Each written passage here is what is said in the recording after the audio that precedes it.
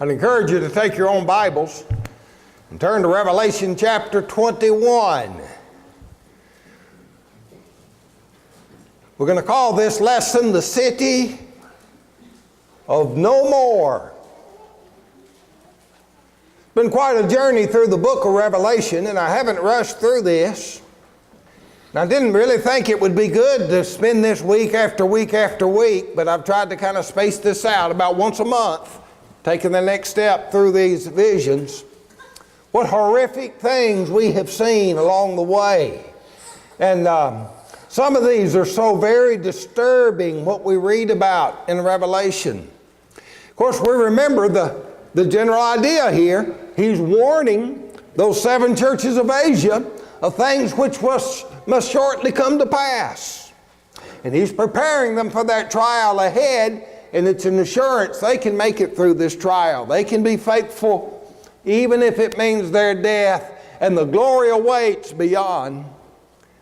We come to this last scene in the book of Revelation, the picture of this city of God. It's like the grand finale. You've probably been to hear concerts or orchestras or something play, and then that last movement is the most glorious of all.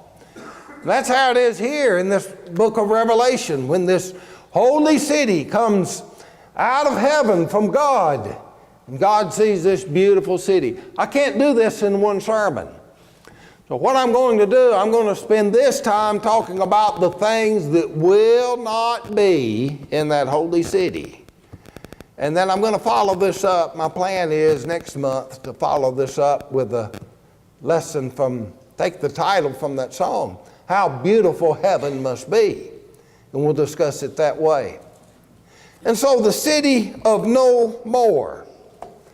Now, as we get into this, we say, well, we're talking about heaven, but Revelation always gives us a challenge. I mean, I would think it would be by God's design to humble us as we bring this grand book to a conclusion with the book of Revelation that is filled with challenges. And some have looked upon this and said, wait a minute, how could this be talking about heaven here? Look what it says about this city. It says it is coming down from God out of heaven. Now, if it's coming out of heaven, well, how could this be heaven? And some have thought, well, this is a city God's going to send down to the earth that we're talking about. This couldn't be talking about heaven.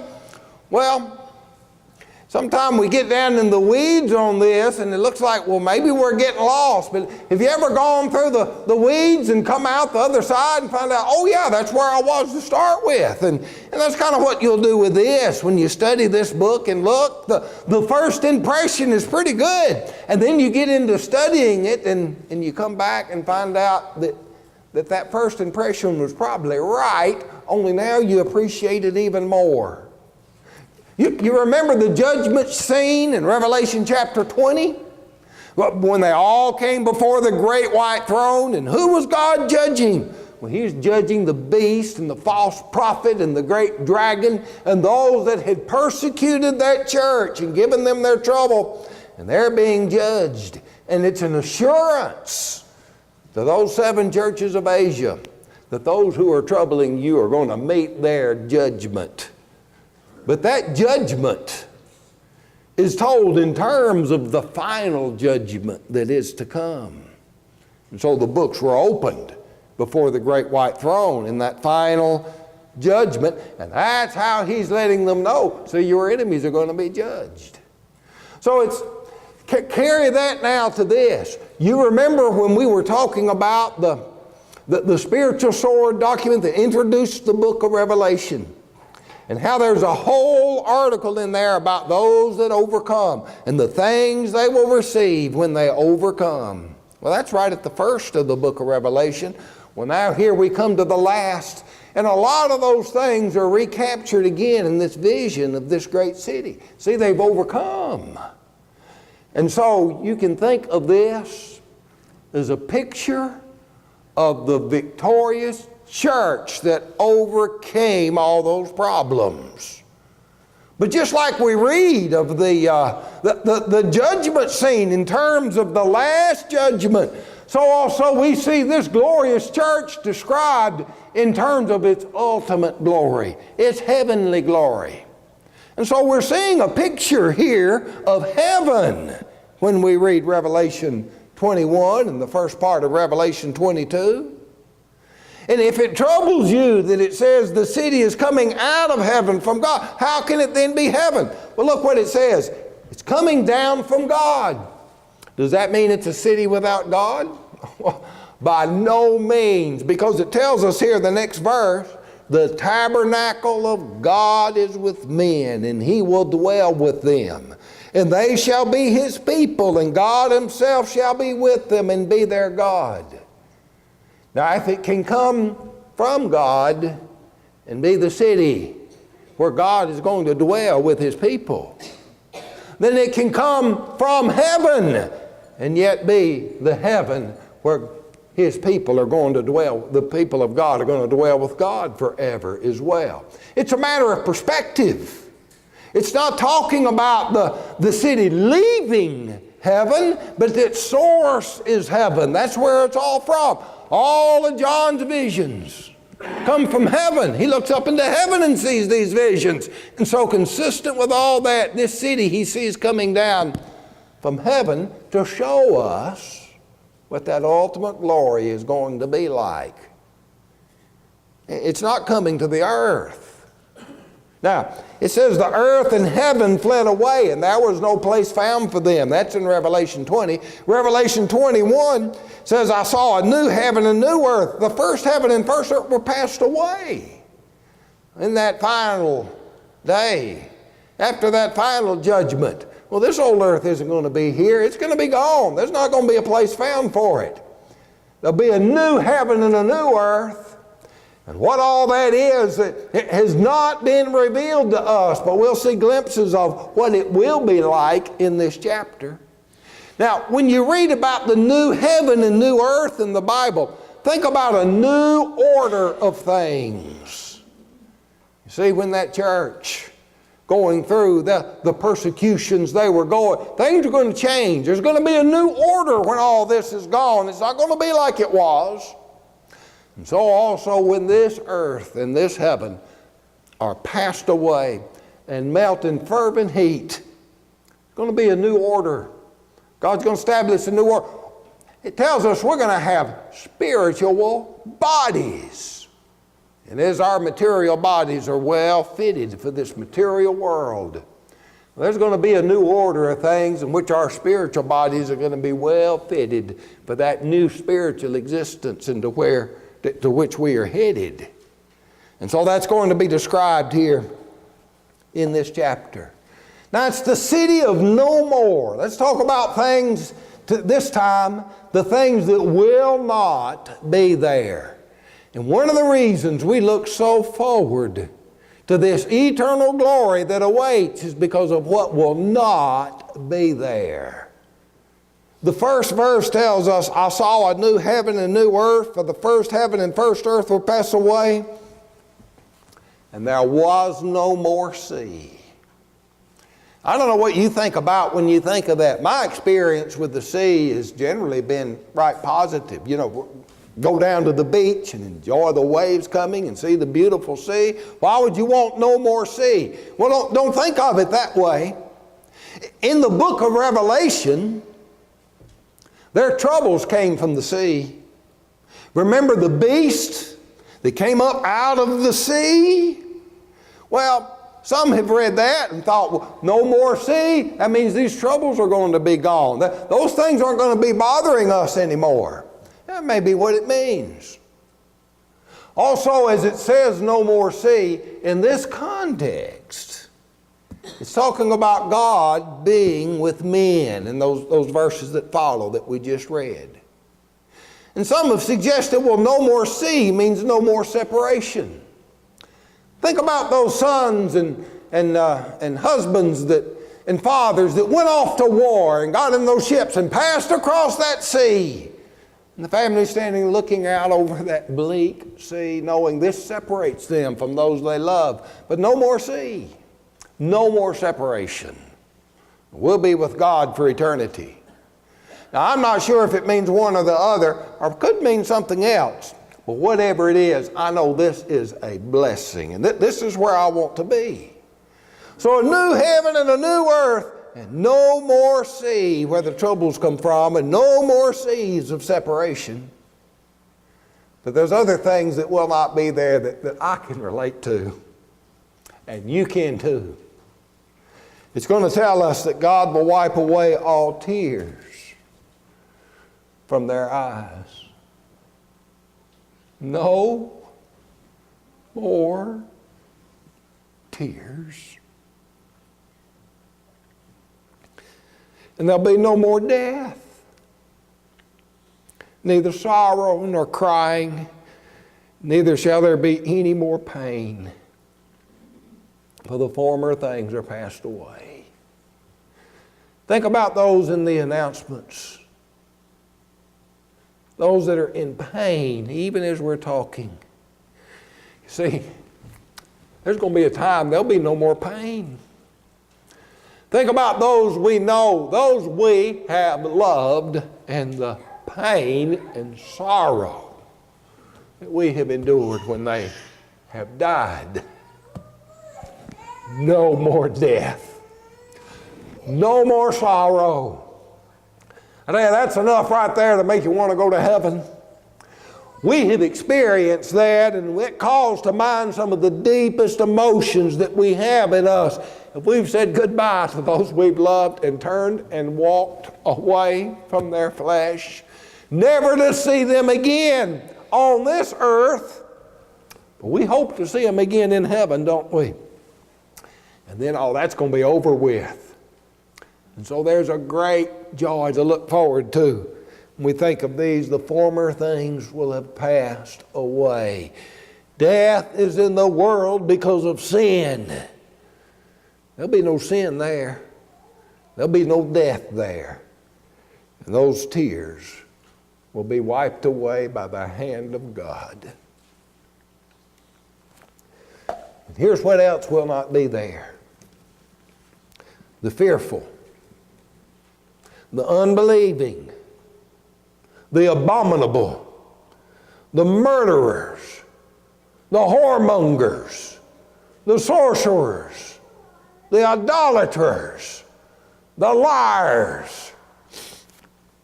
They'll have their part in the lake that burneth with fire and brimstone, which is the second death. When you think about it, it interests me, the first thing it mentioned, the fearful. God doesn't want us to be fearful. He did not make us to be cowards. You remember how he would rebuke his disciples? O ye of little faith, wherefore didst thou doubt? Be of good cheer. That's how God wants us to be. He's told us these promises. He's demonstrated the truth of them by the resurrection of the dead. He expects us to live lives of courage. And we are not ashamed of the gospel of Christ. And so we are not fearful to live a life for the Lord. That very courage by which we face the trials of this life and the temptations that come our way bring glory unto God and His gospel. And we need to stop being afraid. There'll be no fearful in heaven and no unbelieving. You know, that goes not only for heaven, that goes for hell as well. There will be no atheist in hell. Didn't Christ say, every knee shall bow before me? I tell you, they may not believe now. 5 seconds after death, they'll be believers because they will see. There's no unbelief. When you pass this life into that next life, all doubt will be gone and it will be reality. But those who do not believe now will not enjoy the beautiful city then. There'll be no unbelievers there. The abominable, the murderers, the whoremongers, the sorcerers, the idolaters, Sometimes it's just weary living in this world just because of the way people behave that you have to live with. And just think, when we get to heaven, we don't have to put up with that. Now, that's one reason you don't want to go to hell. If you don't like the way people behave now, you don't want to go to hell. You'll have to spend eternity with them. You don't want that. We go to heaven, and that's not going to be there. And then it says no liars. Don't you just hate it when people lie to you?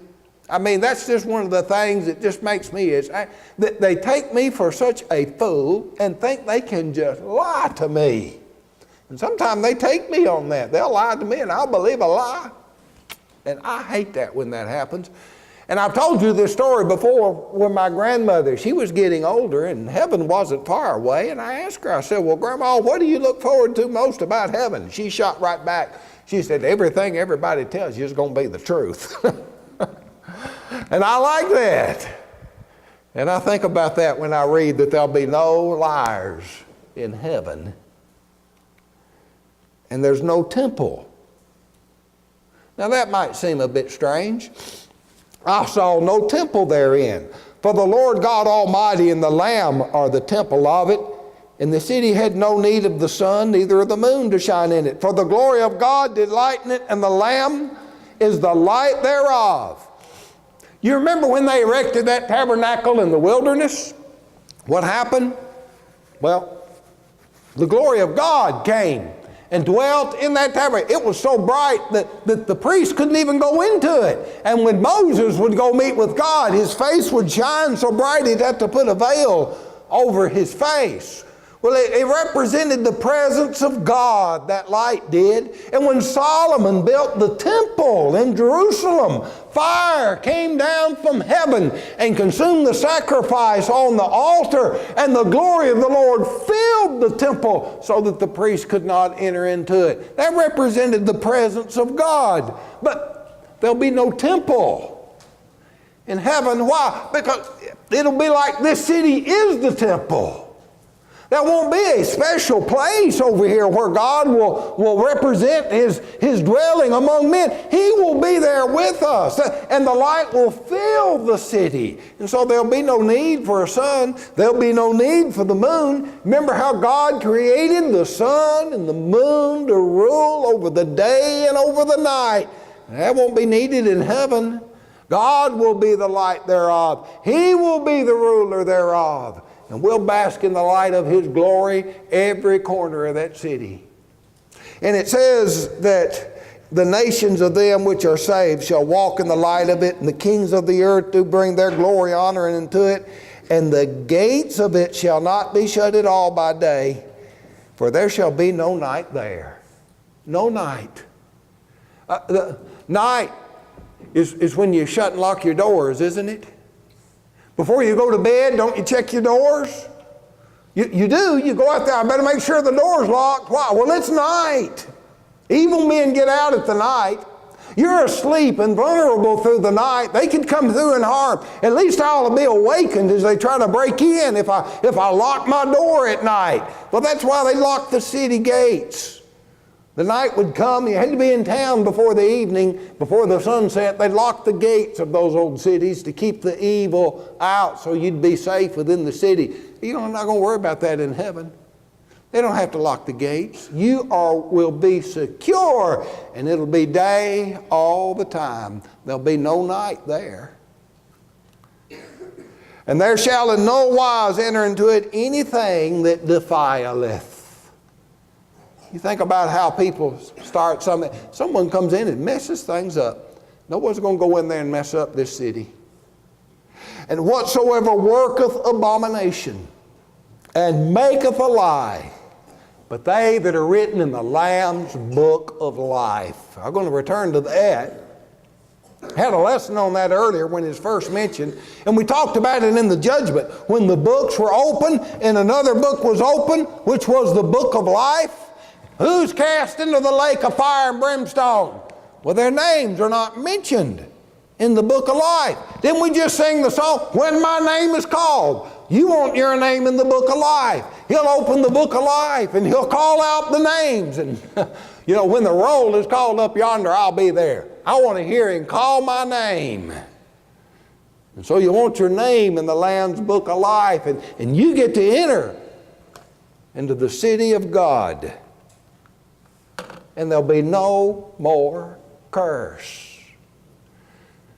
You remember when Adam and Eve were sent out of the Garden of Eden and God cursed the ground for man's sake? So you'll earn your bread by the sweat of your face. I used to think that was the sweat of your brow.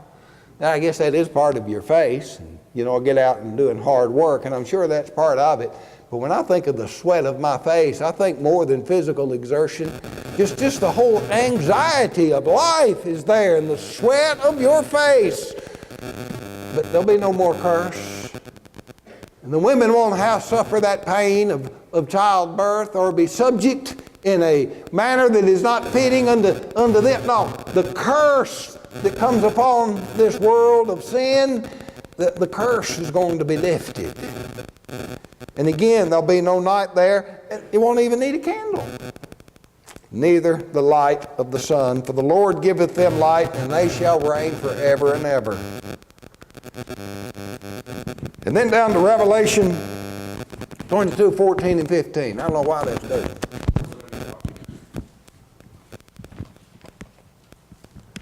Blessed are they that do his commandments, that they have right to the tree of life, and many which enter in through the gates into the city, for without are dogs. Now, I know some of you love your little puppy dogs, and oh, no dogs in heaven. Well, maybe if we put a modern version translation out here, so there'll be no coyotes, okay? There's some kind of dogs that you don't want around.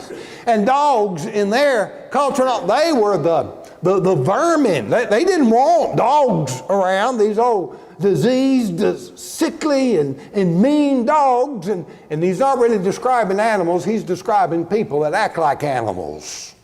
There'll be no dogs, no sorcerers, no whoremongers, no murderers, no idolaters, and none who love and make a lie. Isn't that interesting? Some people love lies. Remember how we read about those who receive not the truth or receive a lie? Some people would rather have a lie. They have itching ears. They want to believe fables. They want a preacher to tell them what they want to hear, whether it's a truth or a lie. And if you have that attitude, don't expect to go into this city. So no more. Let's review. No more sea. No more tears. No death. No sorrow. No crying. No pain. No temple. No sun. No moon. No night. No curse. No candle. No fearful. No unbelievers, no abominable, no murderers, no whoremongers, no sorcerers, no idolaters, no liars, no defilers, no dogs. Wow. Just by the things that will not be there would make you want to go to heaven. And who's going to be there? Revelation 21, 27. Those whose names are written in the book of life. Now that's where you want your names. Going back to that Revelation 22, 14. The King James Version says, blessed are they that do his commandments. They have right to the tree of life and may enter through the gates to the city. The American Standard Version says this. Blessed are they that wash their robes, that they may have right to come to the tree of life and may enter into the gates of the city. Well, what is it? Do you do your commandments or do you wash your robes? And the difference here goes back to ancient manuscripts, and some different in the ancient manuscripts from way, way back. But it's one of those differences in wording that really does not make much difference, because how do you wash your robes? Well, you do his commandments. Look what it says in Revelation 1:5. We're washed from our sins in his own blood. And in Revelation 7:14, these are they which come out of the great tribulation and have washed their robes and made them white in the blood of the Lamb. How do you do that? Well, Acts 22:16, arise and be baptized and wash away thy sins, calling on the name of the Lord. It's not the water that washes the sins away, it's the blood of Christ. But when does the blood of Christ do that? When we do His commandments and when we're baptized into Christ. And then we live faithfully. If we walk in the light as He is in the light, we have fellowship one with another. And here's the blood. The blood of Christ, His Son, cleanseth us. That's His washing us. Cleanseth us from all sin.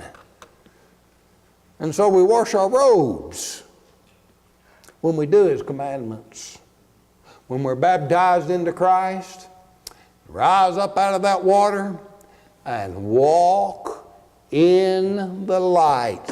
And so long as we'll walk in that light, His blood will cleanse us from our sins. And we'll keep walking, and we'll keep walking. And one of these days we'll walk right into that city where these things that trouble us will be no more. Well, that's why I want to go to heaven. And that's why I want you to go too. And I know that's why you want to go. So if you haven't done His commandments, that's how you get your name in the book of life. And so obey. And if you want to do that this morning, then let that be known by coming forward as we stand and sing this song.